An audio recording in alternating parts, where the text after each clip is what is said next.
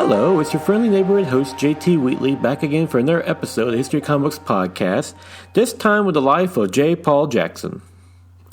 Comic strips and books, like all other mediums, have long been an avenue of criticism and satire, and for black comic book artists it was a chance to address racism. An early example was J. Paul Jackson, who used his talents to comment on racism while depicting black people in a light not common at the time. He was a superb talent who sadly died at too young of an age, but during his time delivered some significant work for any artist, no matter his race. J. Paul Jackson was born on September 10, 1905 in Oberlin, Ohio. It was an integrated town with a history as being part of the Underground Railroad, including a notable incident where the townspeople rescued an escaped slave from custody and helped smuggle him to Canada. Thanks to this welcoming history in Oberlin, Jay's father, Frank Jackson, was able to secure a job as a gallery photographer, providing a relatively prosperous life for his family.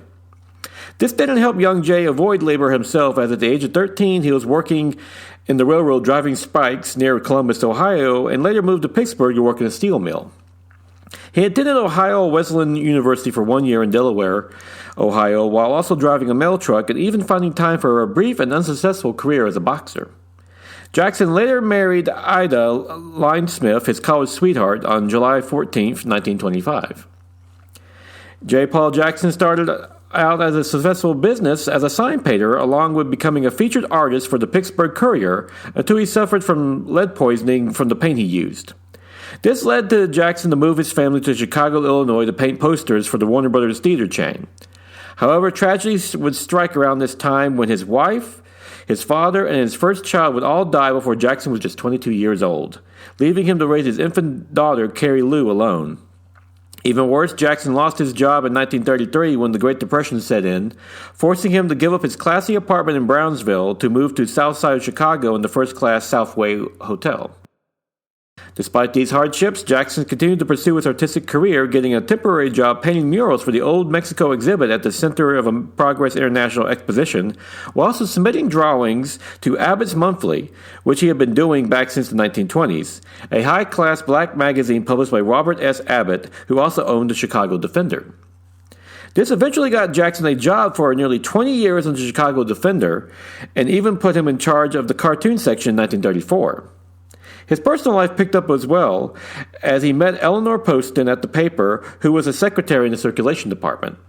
Despite Jackson teasing Poston for her hayseed upbringing in Nebraska, a romantic relationship grew, leading to marriage on September 7, 1935. At the Chicago Defender, Jackson would take over the Bungleton Green strip from Henry Brown in 1935, and by all accounts made an immediate improvement, turning a visually dull strip into a witty one with barbed commentary. That same year, Jackson created Tisha Mango for the New York Amsterdam News about a young black woman living in New York City and trying to make it as an actress. Her dreams didn't always come true, and often Tisha would find herself working odd jobs just to make ends meet, such as a maid to a vain white movie star. While mostly a text story accompanied by illustrations, it was edgy for its time, with many of Jackson's illustrations showing Tisha Mango semi-nude. However, it ended after 3 years, eventually evolving into a standard, non-controversial strip. In addition to these strips, Jackson also worked on The Adventures of Bill, As Others See Us, Expedition Follies, Cinda, Speed Jackson, Skin Deep, and Society Sue for the Chicago Defender and other black newspapers, virtually dominating him with his work. This led to Jackson to win 2 front-page awards from the American Newspaper Guild, one for his skewering of the House of Un-American Activities Committee for its attack on Hollywood, as Jackson Comics were known for its biting satire against racists and red-baiters. While his star was rising in black media, Jackson made a move into white media as well. He sold illustrations to pulps like Ziff Davis's Amazing Stories, starting with his 3 stories in July of 1938 issue. Jackson's art was criticized at first, but soon would be known for his pulpy anatomy, receiving much acclaim. He would eventually illustrate nearly 40 issues of Amazing and its companion magazine Fantastic Adventures over the next 4 years, and this work in pulps led to his one and only comic book assignment. Jackson's work is believed to be the first used regularly from a black artist in the pulp area, and he became so successful he was featured in the Introducing the Author segment of the magazine that not only gave his biography, but provided a photo of J. Jackson, affirming to the reader that yes, he was a black man. While Jackson was a successful comic strip artist at this point, his one comic book work was Colossal Comics #1 for Sun Publications on March of 1940, where he previously worked on The Golden Fleece in October of 1938. In this comic book, Jackson did Blonde Garf, King of the Isles, with writer Raymond Mellon, which was an anagram for Norman Mauldin, a classic technique during the Golden Age so the comic book staffs could look much bigger. The story was an adventure strip that was a mashup of Moses and Tarzan, as Garf was discovered as a baby clinging to a water cask after a shipwreck. Raised by a medicine man from a black tribe, Garf naturally grew to be bigger and stronger than all of them, taking on an evil priestess, killing a shark, and settling down with the princess. The 9-page story was well received and showed that J. Jackson could have made it as a comic book artist if he wanted to. However, it required a move to New York City in those times, something that Jackson wasn't willing to do, thus Colossus Comics would be his only comic book work of his career. Staying in Chicago, Jackson continued to provide illustrations for pulp magazines, along with continuing Bowling Green for the Chicago Defender, which he decided to transform into a science fiction strip, and the title character, Green, into a superhero. Jackson did this based on his work in science fiction magazines, realizing that the genre allowed a way to criticize contemporary times with a story in another time and place, similar to how Star Trek and The Twilight Zone would also do years later. In the strip, Bung is killed and then revived and rebuilt and sent back in time to 1778, where he examines the United States' shameful history of slavery. Then Bung transports to 2043 in Memphis, Tennessee, discovering that blacks and whites now live in a colorblind utopia. He may have needed to travel a little bit further. However, a new continent had risen, populated by green-skinned people who treat white people, which they call chalkies, like Jackson's fellow black people were treated in 1940s America.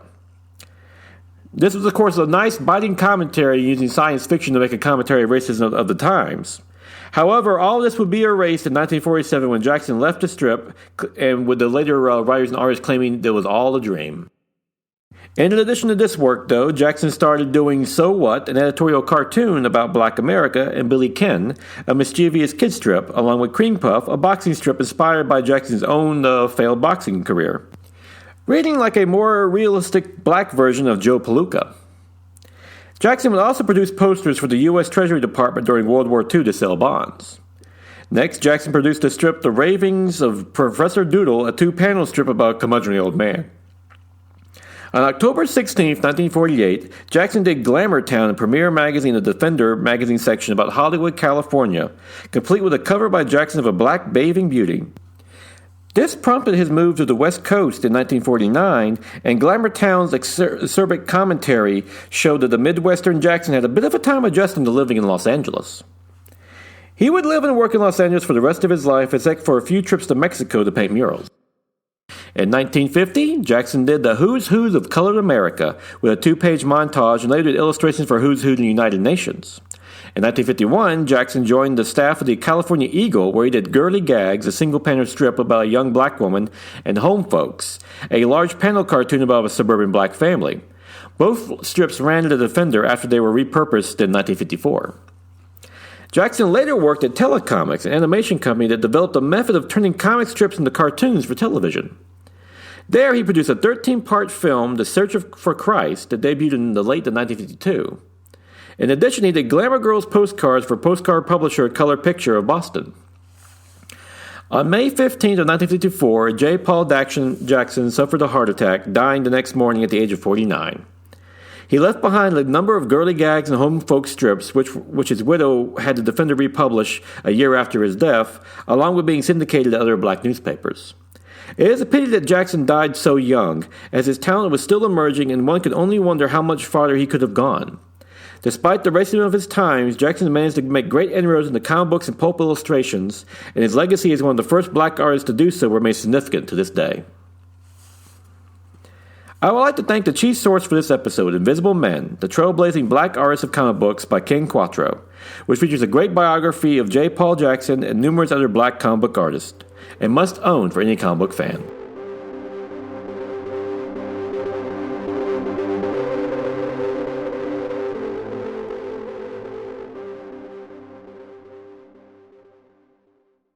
Great things are coming on the Nerd Bliss podcast.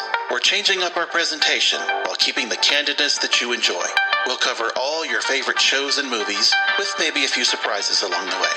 And you, yes you, will have opportunities to be on our show on a regular basis. That's right, you've got the Zoom Pro account, and we're going to use it. So be ready. Find us at nerdblisspodcast.com and esonetwork.com, and on all the socials at NerdBlissPod. Nerd Bliss. Listen up. And now it is April 22nd, 2021, time for the favorite comic of the week. Way of X, #1 by Cy Spurrier and Bob Quinn, which finds Nightcrawler exploring the more moral quandaries of the new life for the X-Men on Krakoa, specifically the part where apparently they can die and be resurrected almost instantaneously, which for Nightcrawler, a practicing Catholic, makes him ask a lot of questions about whether this is moral or not. Cy Spurrier really does a good job really exploring the morality of this whole new world of the X-Men, like I said before, the fact they can die and instantaneously. And so it's almost a commentary on the larger aspect of how characters in comic books tend to die and come back to life, and they go like, well, what does it mean if you can? How does death have meaning if you can just come back to life in a few days or something like that? So that's a very interesting aspect to it. And it makes for also a great jumping off point because Jonathan Hickman has done a great job like completely reimagining the X-Men with his whole living on Krakoa and so forth. But it's a little hard to jump into. This one does a nice job of easing you in with some familiar characters, some new ones. And also he doesn't really play off that death motif. What happens to Pixie, one of the younger X-Men characters, is downright chilling.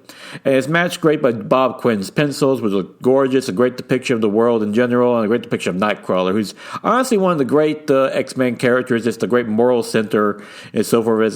Personally, as a man of faith myself, I like seeing a Catholic like anyone else whose faith is tested and still stays strong with it. So yeah, Way of X #1. Definitely check it out if you're a fan of the X-Men. It's a great comic book in general. And with that, we conclude this biography of J. Paul Jackson. Join me again next week when we do another biography of one of the great black artists of the Golden Age. And until then, go out and enjoy yourself a good comic book.